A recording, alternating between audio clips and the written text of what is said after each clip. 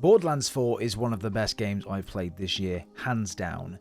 The game itself is just so fun. There were little to no bugs, glitches or anything game breaking that ruined my experience throughout. It was so well put together and Gearbox did such a phenomenal job with everything. A review is coming very soon. But the story of Borderlands 4 is around 20 hours give or take, and there's a lot going on within it. So you might lose track of the story and where the DLC is potentially going, with there being so much going on throughout the game. And unless you're someone that really watches and keeps tracks of all the cutscenes and makes notes, you're probably not going to understand it as much as you will if you watch one of these videos. So in this video I wanted to explain the ending of Borderlands 4, I want to talk about where this game is going and what's next for DLC, and make everything a little bit clearer for you. I'll also be recapping the overall story of the game just so you can be reminded of it as well, but if you want a full cinematic story explained for Borderlands 4, then be sure to go check it out. It is my previous upload on the channel. It's a long one, but it gives you all of the information and immersion that you need, just like you're playing the game yourself. Make sure you check the timestamps down below and skip to whichever part of the video you'd like to, but without further ado, let's dive straight in. Borderlands 4's story is a fun one, very light-hearted in its conversations and nature, but the story itself is one that causes devastation across the planet of Kairos for thousands of years. The one antagonist, the Timekeeper, was sent to Cairo to guard a vault in the city atop of a huge ascension tower. He was told to do this by an alien species, and well, there could be a theory that the Timekeeper is that alien species, just masked in a more human form, but we'll get to that later. But this vault was guarded shut for more than 1,000 years, and anyone who tried to get in or breach it would pay the price. Until these four came into Cairo.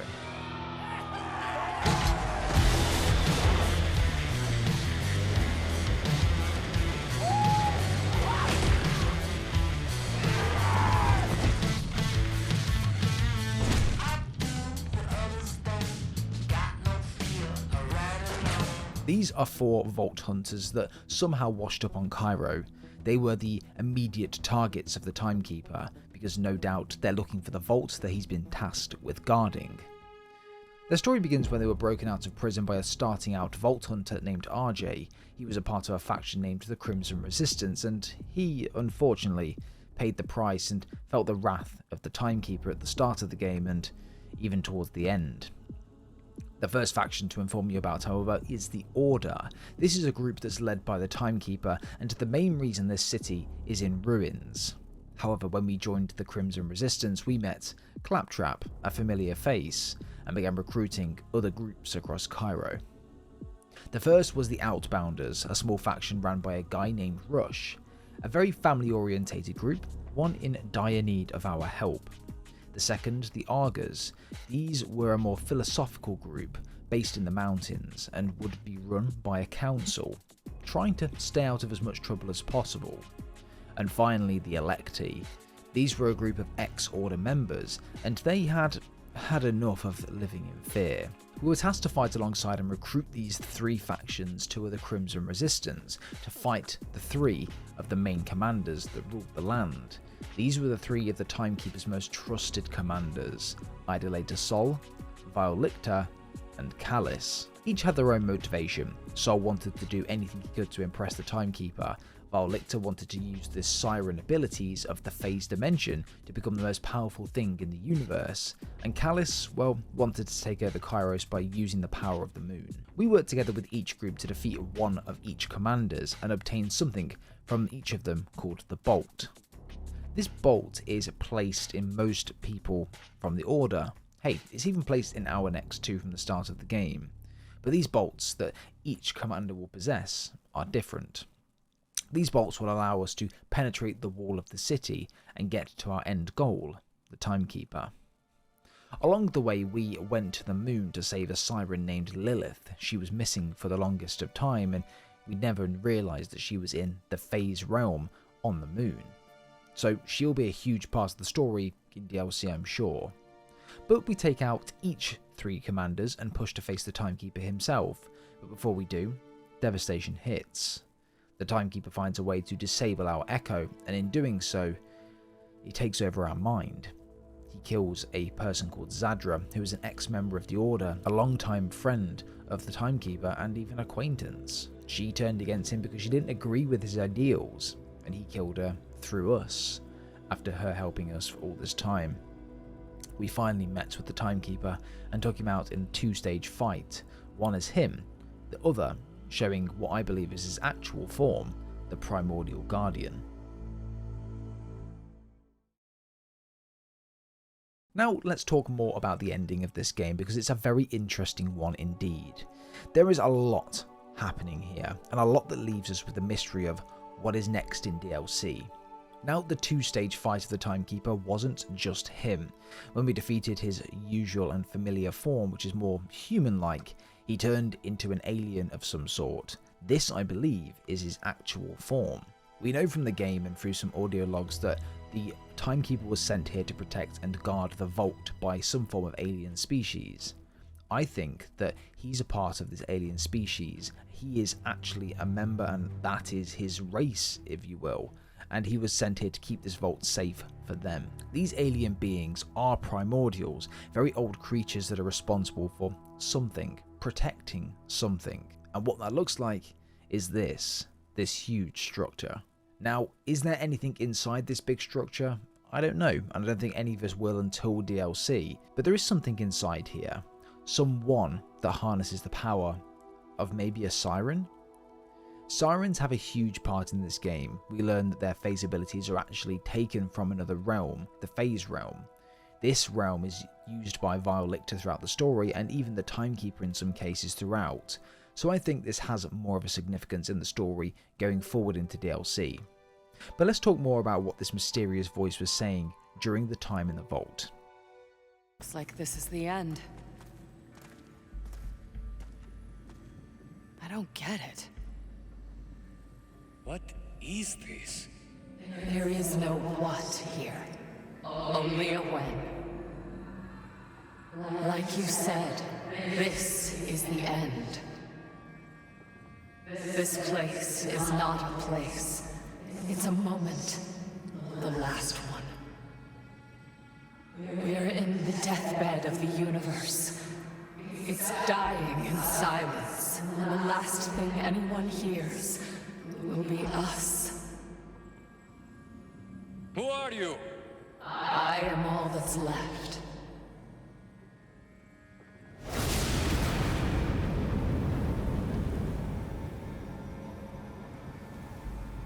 I need to give you this.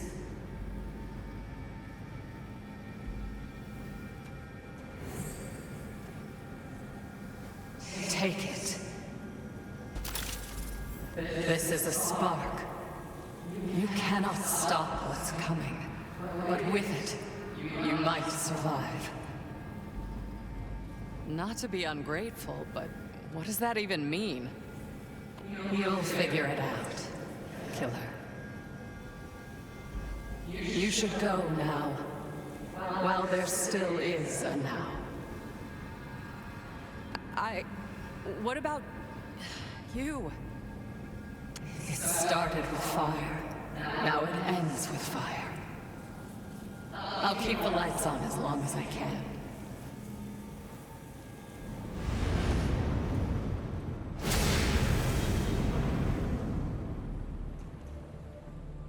So you heard it there, but let's just recap what they said. This place is not a place, it's a moment, the last one.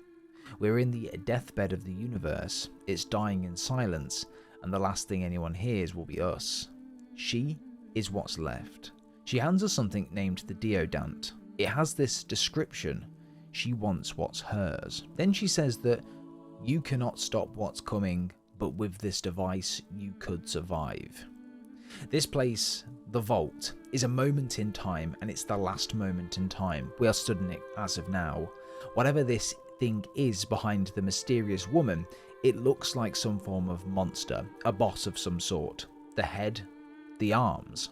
This could be a sacred temple or area of some sort, where this being is freed, which right now looks like it could be the end of everything. Was the Timekeeper guarding a particular moment in time in this vault? Was he preventing this moment we're stood in right now, this being, from being freed into the world, Kairos specifically?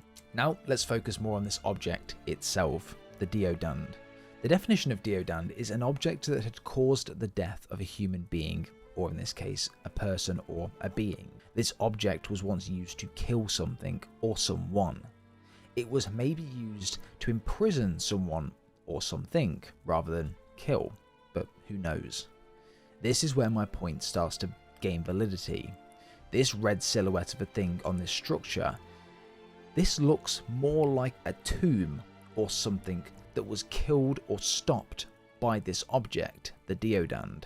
I think this object will be the one thing that we need to use to contain an outbreak of something, or kill something, or imprison something back to where it was, or take it down. And that, my friends, will be one for DLC. But guys, that is my theory. That is what I believe the ending to be like on Borderlands 4, and that's where I believe that this is going moving forward. Let me know your thoughts and opinions down below on this. Do you agree with me, or do you have your own theories on this matter as well, on the ending of this game? I'd love to know, and love to theorize down below in the comments. It's what it's for. But if you did guys enjoy this video, guys, be sure to leave a like. It'd be very much appreciated. You can also, on the same also, if you're on the mobile app, you can also go down below where the like button is. You can scroll across and you can hit the hype button. It just helps me out. You get 3 free hypes a week, and it really helps me out. So that'd be amazing if you could do so. Subscribe as well to the channel for plenty more Borderlands content coming, covering all the DLC and any more story content on the way. And without further ado, everyone, we'll see you guys next time.